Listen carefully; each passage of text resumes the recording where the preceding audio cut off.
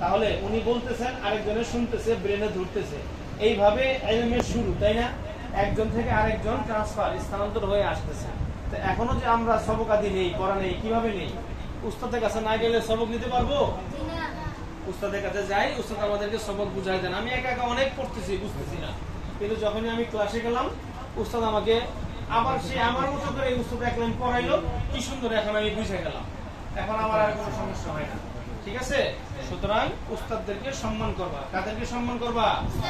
সমস্ত উস্তাদদেরকে সম্মান করবা। তুমি মনে করো যে এইভাবে বসে রয়েছে, এই বসাটা ঠিক আছে না, কিন্তু হুজুর আসলো।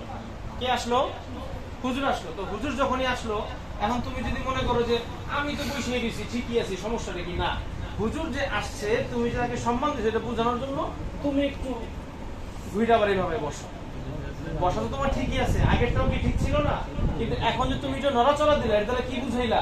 যে হুজুর আপনি যে আসছেন এটা আমি বুঝতে পারছি, আমি আপনাকে সম্মান জানাইলাম। কথাটা বুঝাইতে পারছি? হুজুর রাস্তা দিয়ে আসতেছে, সালাম দাও।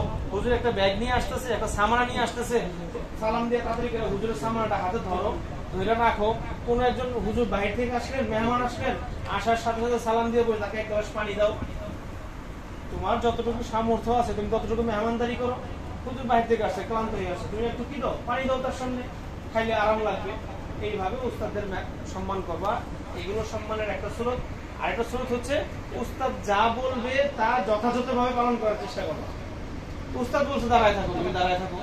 উস্তাদ বলতে বসে থাকো, বসে থাকো। শুয়ে থাকো, শুয়ে থাকো। অর্থাৎ উস্তাদের কথা মানাটাও উস্তাদের সাথে সম্মান করা। উস্তাদ বললো, এই জাহিদ এখানে আসো, দুষ্টামি করো কে? জাহিদের খবরই নেই, জাহিদের দিকে রইলো। তার মানে কি উস্তাদের কথা মানলো? সে উস্তাদের কথা মানলো না। সুতরাং উস্তাদের কথা কি করতে হবে? মানতে হবে। তো সম্মান করা, উস্তাদকে খেদমত করেও সম্মান করা যায়, এবং উস্তাদের কথা মাইনাও উস্তাদকে সম্মান করা।